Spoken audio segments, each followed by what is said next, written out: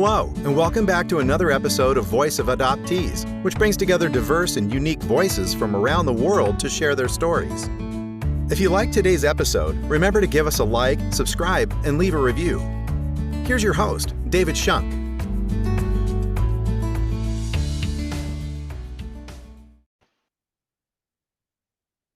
Hello, everyone. Welcome back to another episode here at Voice of Adoptees. This evening, we're joined by Rita. She is going to be explaining a little bit about herself, her story, and enlighten us on her journey as she discovers who she is. Rita, thanks for joining us. Welcome to the show. Thank you for letting me come. Absolutely. So let's start from the beginning and keep it nice and easy, straight to the point. Tell us about yourself. Who are you? So my name is Rita, Rita Kenny, my American name. I live in San Diego and I work with dogs and I'm going to school for veterinary pretty soon. You're going to school for veterinary medicine? Yes. Congratulations. Both of my parents are veterinarians. My adoptive mom actually went to University of California, Berkeley for her undergrad, and then she went to University of California, Davis for vet. So that's fantastic. California is a great state. How'd you get into veterinary studies and animals and So in college I studied marine biology, but then COVID hit and I had some health issues and mental health problems, so I decided to drop out of college. And I was still interested in working with animals, but at the time, I was like, I don't think marine biology is my job. So, my place of work. So I went and started looking for jobs that are level entry jobs and allow me to work with animals. And I found a place. It's like a boarding facility for pets. So like parents go out of town and we take care of their pets during the time. We also do grooming and we do training as well. wow, that's quite a handful. Well, that's Yeah. fantastic. So we will revisit that aspect of your life later on, but let's get back to the main topic here about adoption. So why don't you give us some information about how old you were when you were adopted? When did you know that you were actually adopted? Where were you adopted from? Let's start with those basics. So I was 6.5, 7 years old when I was adopted from Pskov, Russia in 2008. And I would say I knew right away I was adopted because I lived in the orphanage for so long and they didn't speak Russian. So I would be like, well, these are definitely not my bio family or a Russian family. And I didn't look like them. My parents are white, I'm Jewish, so I would understand it Wow, so you were adopted at a at an older older. age. Okay, so you definitely have memories of what Russia was like. Yes and no. I Okay. remember I most of my memories are of me getting punished rather than like the good stuff. Oh, okay. All right. Well, I'm I'm sorry to hear that. Or more like timeouts or be like things like that. I don't really remember like I don't even remember who my friends were. I know their names and everything, but I don't even remember who they are, what they did and stuff like that. Okay. Have you reconnected? Have you tried to reconnect with anyone from your orphanage? Like make a post Um, somewhere online about, hey, I'm from this orphanage during this time period. Is there anyone else here? so I haven't tried that, but I did go through my adoption agency and did ask about them. A few of my friends were adopted into Italy and Spain, and then there's one who wasn't adoptable and may still be in the system today, or he was returned to his family. I have no whereabouts about him, but yeah. Wow. Okay. So when you think of adoption, now, I mean, uh, what are your thoughts about because you have memories of it, even if they're maybe not the best memories, Mhm. you have the privilege of knowing a little part of that life that some of us who were adopted very young, we don't know anything, right? Looking back on it, and now you're getting older, you're an adult. Mhm. obviously, would you say those years in Russia weren't the brightest years of your life, or are you happy of where you're at now? Um, I am happy to be living in America, but I wouldn't agree with the parents who adopted me. I'm really close with my mom. My dad, he's no longer in my life. He's in jail for abuse and stuff. And there's aspects of that where adoption gets kind of tricky. And I'm like, days where I wish I just stayed in Russia and maybe none of this would have happened, or wish I was adopted by someone else. Wow, Like, mhm, that's deep. It's mhm, very deep. Well, I'm sorry to hear about that. yeah, That must be very hard. But I'm happy that you have a nice relationship with your mother. That's a big, you guys yeah, can lean on each other for sure. yeah. So you have some of these thoughts. Um, you just mentioned that, you wish maybe you weren't um, adopted. Maybe you wish you were adopted by another family, or maybe Mhm. you would rather be in Russia. Looking at Russia right now, would you want to be in that country right now? At this point, no. With the whole political war and just how, in general, the Russian society is today, I wouldn't want to go back now. Maybe if the war ends, maybe in like 10 or 20 years, I don't know. So you haven't gone back for any visits since you've been adopted? I did go back in Oh, you did. 2012 when we adopted my younger sister. Her name is Ksenia. She was adopted out of Vladimir, and that was the last time we went to Russia. Wow, okay. What were your thoughts seeing it? I mean, you were just adopted 4 years roughly before that, right?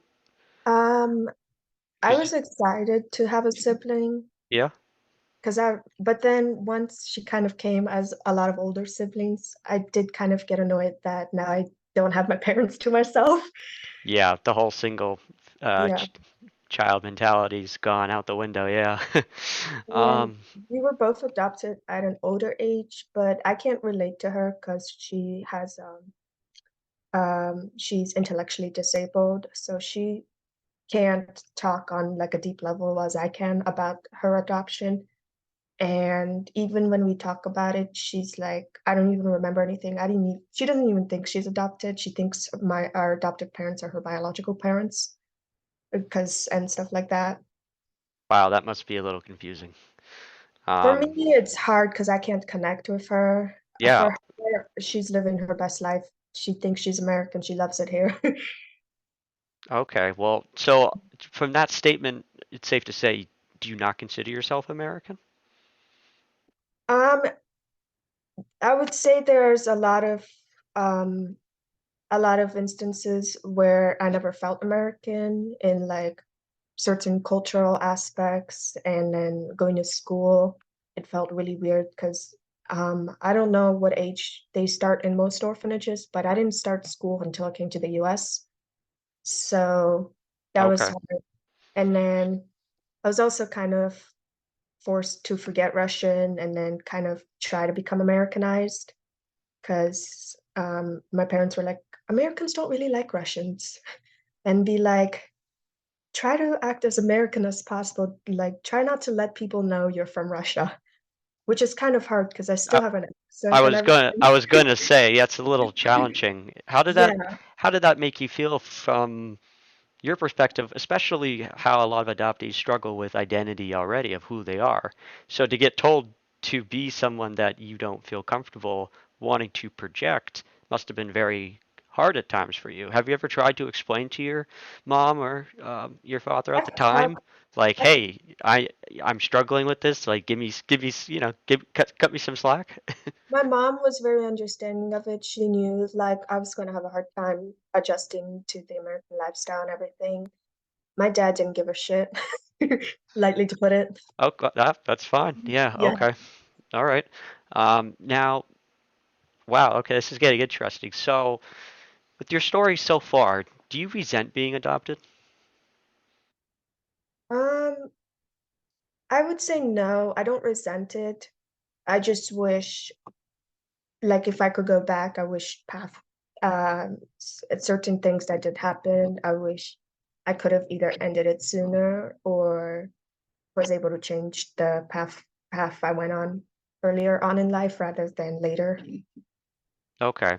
And let's talk about your connection with your um, Russian family at all. Did you ever want to find them? Have you found them? Did you, what type of, like, let's talk about that. So I have been trying to look for my birth family for like a very long time. It's been really tricky because the person on my birth certificate who is supposedly my dad is a fake name, and my mother herself it was an orphan. Her was an orphan, and she gave birth to me when right when she left the system, and she was living on the streets or living somewhere. And we did look through databases and try to connect with people who may have known her, and none of them know her whereabouts or anything about her. And so it's kind of like a dead end. And some people have told me that I may have to do a formal government like inquiry of paperwork to see like where she is now. I can't do it like go on VK and ask a whole bunch of people, do you know this lady? Because Right, no one will right. probably be able to find her. Yeah, yeah, and that avenue about the official inquiry, that's I've done Mhm. that one time to help someone out many years ago, and surprisingly it worked. It was they ended up finding relatives by contacting, I think, a police agency or some local police got involved to figure it out. So that's definitely an avenue you should look into. Yeah. Um, wow, okay, so you've gone back only once, and that was to retrieve the other child that was adopted. Mhm. And since then, I assume you haven't been back since. I have not been back since, no. Okay, do you want to? I would like to go back. I know It's you said you kind of wanted to wait until the whole conflict over there kind of settles that, down a little bit. and I also have to renew my passport and everything. So, and because I'm a naturalized citizen, I can't travel on a visa. So Correct. it's kind of difficult situation right now. Yeah, yeah. And I know they closed the consulate down And over in San Francisco. So does that mean you have to go to I the either have to go to Chicago, Washington, DC, or Houston to retrieve to either put a formal inquiry about my birth family or to renew my passport. Wow. Well, I'd do them both at the same time. Yeah. Yeah, limited. There you go. Okay, so wow. All right. Um, so right now, where are you at with processing all of this? Are you upset? Are you coming to terms with it? Are you determined to find out more? Where are you right now? So right now, I'm kind of feeling at a dead end. Like I did at one point feel like, well, maybe she didn't want to be found and just wanted to anonymously give me up and just either put a fake names on stuff and she doesn't want to be found. Or the other option is because she's so poor, she can't afford technology or anything, that or she may be dead. So it's one of those situations. Okay. And Wow. I do kind of get jealous when other adoptees post and say, like, I found my birth family, and they all like multiple posts talk about it, and then I'm here like I'm still looking. Yeah, well, I mean, it's hard. Everyone's story's different, and Yeah. you really have to go into it. I tell everyone go into it with a grain of salt and expect very little. Because if you have your expectations way too high and they're not met, you're going to get hurt more. So go into it with the lowest expectations possible. So any little tiny bit of news is something. um, so, I did find from a person who knew her 20 years ago that she may have changed her last name and got married. So, and that I possibly have a sister named Nastia. But other than that, I haven't gotten any more information The lady kind of ghosted me and haven't heard anything back from her in a couple weeks. So I Okay. don't even know what's happening. Okay. Well, it sounds like you're at least trying, and that's a big, you're trying to figure it out on your own, and that takes a lot of courage to do that. So it's definitely not easy. Mhm. Um, would you recommend to people uh, to say, so let's look at it from maybe an adoptive parent's perspective. You went through this whole process as the adoptee. Would you ever want to adopt a child yourself? I have thought about it in the past, like since I'm adopted, I might as well give another person the chance of having a family. But now that I'm older, I'm not a really big fan of children. I think it's all right. Yeah, Yeah, I think a lot of people will agree with you on that one. yeah. Um, medical history. Were you lucky to have medical history, or was it unknown? So I did have congenital ptosis when I was born. So one of my eyes was loopy and was half shut.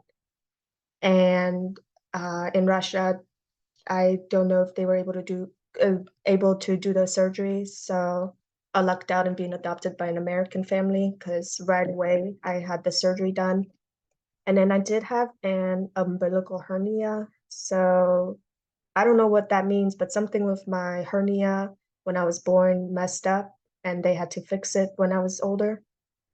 So in the cases if I were to get like pregnant or have a child or pregnant, I won't have issues with my stomach and everything. Okay, wow. Yeah, I know. The only reason why I ask is it's very common that a lot of adoptees get upset with the lack of information, especially when it comes to health. Mhm. Um, In my paperwork, it did mention that my mom was part of a PNE, which is like a Russian boarding school for like disabled and like mentally ill people. So I knew she had some mental disabilities and maybe had like depression or anxiety or whatever, but I don't know if my mental health issues, the ones I have today, are from her or if they just developed over time. right. I mean, that's you're going into the whole argument of nature and nurture, right? And that can be argued forever of, Mhm, are you more like your genetics or are you more of the situation where you were mhm, raised at, the environment that you were raised in? mhm, Um, wow. Okay. So let's see. You let your Russian passport expire, I assume. mhm. Yep. It expired, I think, 2013, 2014, like a long Right. time ago. So we're in the process of trying to find information out on our relatives. You're Mhm, adopted at an older age, not sure about your Russian family. You mhm, want to go back when things calm down, but we're struggling to get the passport done and any information on your biological family. I'm sorry, yeah, your biological family. And you have a good relationship with your adoptive mother, not so much with the adoptive father. mhm. So, my question is, when did you start getting actively serious about searching for this information? Did you always want to, like when you were younger, or was it when you got older? Was like what triggered, like what event in your life triggered you to say, hey, I want to find out this information? I think I've always been interested in finding who my birth family was, but I wouldn't say until I was older, maybe high school, college years, when people would ask me like, "Oh, where are you from?" And I'm like, "San Diego," but then they'll be like, "But you have an accent." And then I would have to tell them I'm adopted. And so it got to a point where I was kind of annoyed that Yeah, that sounds about right. Yep. people would be like, "But or you don't look American," or whatever they would say. And so that was when I kind of wanted to start looking into my family and things like that. Yeah, And yeah, yeah. Mhm. Well, I mean, you just got annoyed. Yeah, no, that's funny. I mean, it's funny because a lot of adoptees, can relate where we know that we're adopted. It's nothing new. It's like, Mhm. all right, yep, we heard this, yeah, sure, yeah, sure, I'd love to tell you the same story that I've been telling the last 20 years of my life. Sure, no problem. And it's to the point where it's almost like they are more fascinated about it than you are. And you're just like, all right. I'm gonna just do this so I have information and just be quiet. And then you start this whole process, and then it gets deeper, it gets complicated. Some Mhm, people love it, some people regret even starting the journey. mhm. Have you regretted starting the journey so far? I would say no. No. I've learned a lot about myself going back through like all my adoption paperwork. I've learned about like some things that I don't even remember about. And my mom's been really helpful. So my mom was very intellectual and very lucky to have done research before she adopted. So she did a lot of research about Russian orphanages, Russian this, Russian that. And she knew that one day I was going to look for my family. So she just did more research throughout the years on her own to kind of help me until I told her, like, hey, I'm actually interested in looking for her. Then she would have some resources for me to go to. Wow. Okay. Well, that's good that she spent the time and the effort to do that. Mhm. That's very nice of her. It shows that she was dedicated even from the start. So let's talk about a support structure a little bit. With you currently in the process of going through all this, obviously it's a lot on someone. It's mentally draining. It's exhausting. It can Mhm. sometimes bring up bad memories that we don't want to. Do you have a structure? Are there people in your life that you lean on during this process? Um, Other than my mom, I don't really have anybody. I do go to therapy like a couple times a month, but other than that, I don't really have anyone. Have you ever talked to anyone else adopted from Russia? Kind of like shared Yes, stories and swapped, information of, hey, I'm also trying to look too, type of. yes. I've talked to a lot of people who are adopted from Russia, and I've even joined like a huge group chat where we all talk about it and stuff. Did you find that helpful? A lot of them, a lot of the stuff that was said was helpful. What really annoyed me was people would make come up with things like, oh, well, maybe she's this, maybe she's that, when they don't have the information on about her. And so when people did that, that's kind of when it kind of annoyed me looking for her because, like, I don't know if she's dead. Why are you making the assumption that she's dead? Or So I you don't were know. you were already getting offended by things that you don't even know was true. Yeah. Like, if But you know the facts or possibly know what happened to her, I would love to hear it. But if you're only making assumptions, it kind of annoyed me. yeah, well, that's not fair to you, definitely. Mhm. So it would be understandable why it'd be upsetting. So moving forward, so you're doing this head on pretty much as yourself. Mhm. What type of results are you expecting? What are you prepared for? What do you want? Probably to know if she's alive, um, if I did have siblings, because from what I know, I was the oldest. I'm the only child and the oldest. Um, and then maybe to see if she like either left the region that she was last known to be at and moved somewhere else and start a new family. I don't know. My expectations have become really low. Well, sorry, I'm not trying to laugh at that like Yeah, you. I'm just saying the situation, and I could tell from you that you're finding humor out of this, which is a good yeah. solid way to approach it sometimes, when you feel like all else is failing, you might as well just start laughing a little bit and saying, you know what, like I'm doing the best I can, what I get is what I get, and the fact that you're coming to terms with that, it shows that you're mentally capable of handling it and you're strong enough to handle that. And that's a big thing because a lot of people really try to go into this sometimes with, like I said, these high expectations that they're never gonna get. And Mhm, then unfortunately, if they get bad information, it mhm, might trouble them for a very long time and they'll be dwelling on it forever and that's unhealthy and all that. But it sounds like you are very capable of you know what you're doing. So let's say you're doing this search, you're finding information, you finally establish a connection with someone, mhm, and you mentioned you'd want them to know that you want to know if they're alive, right? mhm. And kind of where they are. Yeah. how much of yourself and your life would you want them to know about you? Do you draw the line somewhere? Do you have boundaries? How would you approach that?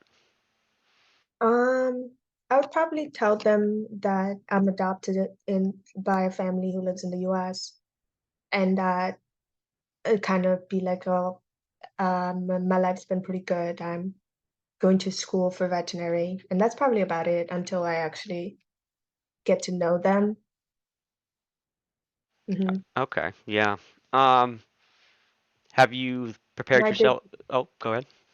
my big issue is I don't want to find her, and then her first thing is asking me money, because I have heard about the stereotype that Americans are wealthy, they have money, and if my mother's poor and then she's like, I want money, I need money, I have to draw a line there because I can't afford living here, and she thinks I can, and I can't afford her lifestyle either.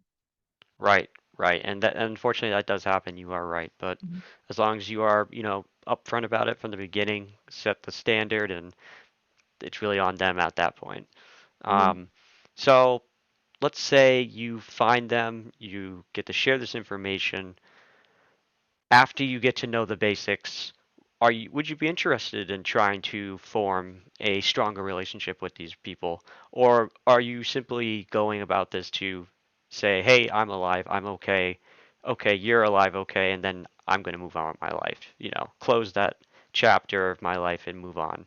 Or are you wanting to hold on to certain I aspects feel that maybe you felt that you lost?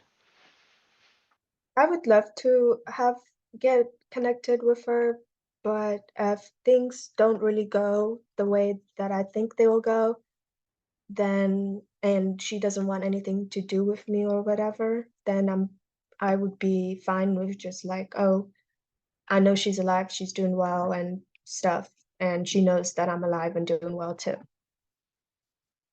Okay, well, I mean, that's very honest. Mhm. Um, do you regret uh, being adopted? Are you angry about it? At one point I would say, around the time when the abuse was happening and my dad went to jail, I was upset that I was adopted. But then now that I'm older, I feel like if I was I kind of be like, well, if I wasn't adopted, I don't even know if I'll be alive today in Russia. Kind of thinking on those lines, or and like those things shaped me into the person I am today. That did Okay. happen. Mhm. Yeah. Okay. In terms of the Russian culture, have you stayed up to date with the Russian language? Do you celebrate any of the holidays? Do you enjoy the food? Have you tried to reach out in San Diego and California with the Russian community? There are a bit of Russians out there. Have you like what's a little of exposure you've had? So when I would say 16 or 15, 15 or 16, I did go to Russian school, and it was held at SDUSD, and they teach it to anybody who they teach it to naturalized speakers and also Russian as a second language. So I did it as Russian as a second language because I wasn't fluent then. My speaking abilities at that time was that of like a 1 or 2 year old. So I did that for a few months, and then I kind of stopped going because school and everything. And then I would say I didn't really get connected back to the Russian community and stuff until maybe this past year or the year before, when past year or two. And sometimes I celebrate Russian Easter, but we're not really into the big holidays and everything in our family. And then luckily my mom's grandparents were, I think, from Russia too, so I did kind of grew up on eating the food, and she would talk about what her grandma's life was like coming to the US and stuff. Well, that's a nice connection to have right there. Mhm. Um, so you talked about your friends seem to be very interested in your story. Mhm. Do you keep them up to date often whenever you find information? Is there a certain friend, maybe a best friend, that, hey, you just got this, say you just got all this information one night at 2 in the morning. Who's the first person you're going to call and bother and wake up? My mom. Fair enough. Um, and then my friends do help me do research as well. So like if they find interesting information or resources that I can go look at, they'll send it to me, and then I can help them too out. So we kind of help each other out and stuff. Yeah, that's awesome. That's Yeah. really great. So let's talk about the post kind of adoption story for you right Mhm. now. Besides this whole entire part of your life where you're trying to find information, what else do you do besides, I mean, of course, studying for to be veterinarian is, as my Mhm. parents said, you have no life for many, many Yeah. years. But what do you do for fun when you're not thinking about all of this? What are some of the hobbies that you have? Who's So Rita? Rita. So um, I don't really have many hobbies. It's mostly filled with work. But when I do get the time, I like to hang out with my dogs. And then um, I have hearing issues, so I've been in the deaf and hard of hearing community. So I would practice signing and ASL with a lot of deaf people for fun and too. Wow. Yeah. Mhm. I actually did ASL when I was in elementary school, Mhm. and Sadly, they don't teach it anymore. yeah, yeah, Like I think my generation, I graduated high school in 2019. And me and my sister 4 years apart. I remember in third grade we would learn it, but once my sister hit third grade, none of the teachers at the same exact school would teach it anymore. So I wonder if their curriculums changed or if ASL just didn't want to be taught at schools. yeah. I couldn't tell you, but you Mhm. graduated high school in 2019, you said? Yes. Wow, okay, I'm old. Got it. All right. Thanks for reminding me. No, Um, you're good. hopefully not that much older, but okay. So, well, it's good to know that you have some other hobbies besides work and studying, and that's definitely going to be big. But veterinary medicine, like I said, it's something that I've got to grow up with. My parents are so passionate about it, and to see them and their love for animals. And my mom went the direction of board certified in surgery. My dad went the direction of internal medicine and board surgery at neurology.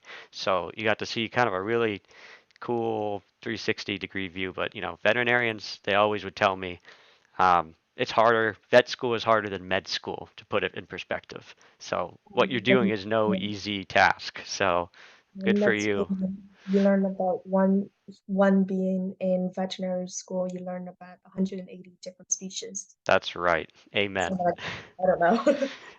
Yeah. So I don't know. It's like you tell me. That's great. Um, so for people who are listening to you and are going to listen to this podcast, they want to know what your view in general in a couple sentences would be about adoption, specifically, your story. What would you say to these people in a few sentences or less about your adoption story? I would say do your research if you're planning on adopting. Try to find resources on how to help your child assimilate into your family, and don't go into it blindly like a lot of families do.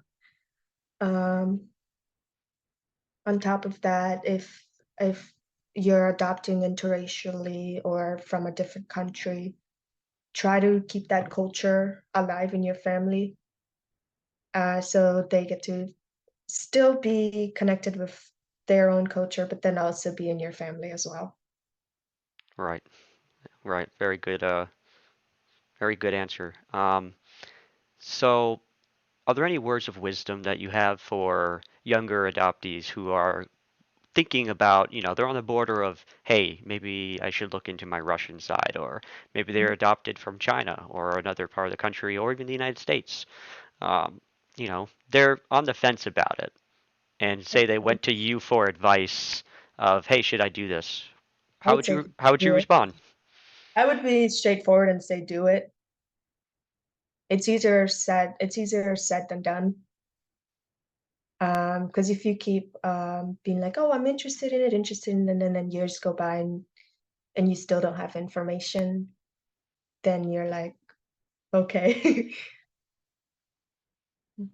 Yeah, well, I mean, that's fair. Mhm, So it definitely sounds like you are for adoption and for, you know, adoptees finding that shining light at the end of the tunnel, so to speak.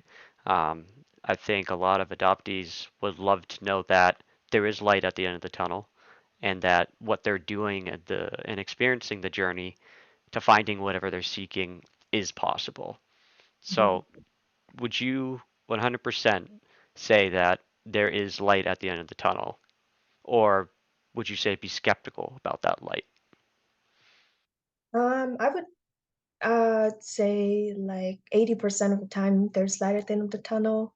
Then there's that 20% where you do try to look into it, you but then you just nothing happens.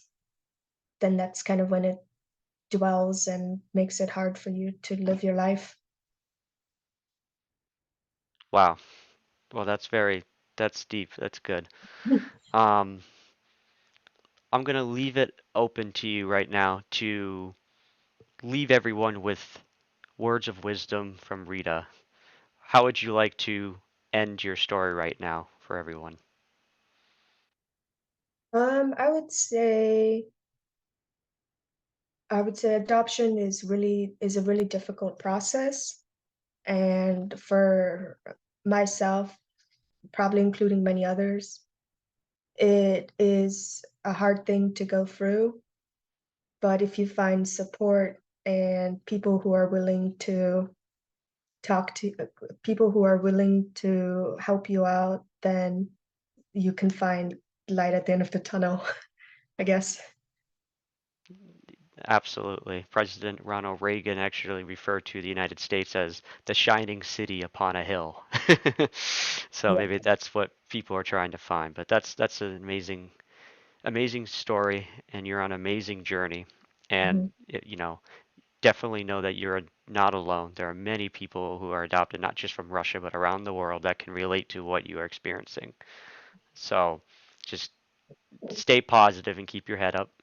And no matter what the results are, you always have a support structure somewhere. Mhm. Definitely, lean on your adoptive mother.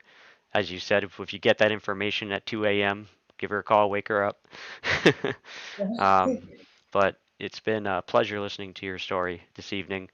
Please keep us up to date with your information. Anything new, you're always welcome to come back and share updates. We'd love to have you again. Definitely. All right. Cheers. Thank you so much for joining us, Rita. It's been a pleasure. For everyone that's listening, thanks for stopping by with another episode at Voice of Adoptees. You can find this podcast on our website at any time, www.voiceofadoptees.com. We're available on all the platforms, and we really hope you enjoyed tonight's segment. We will see you next time, and remember, Voice of Adoptees. Who am I? Thanks for listening to Voice of Adoptees. Please take a moment to like, subscribe, and leave a review. See you next time.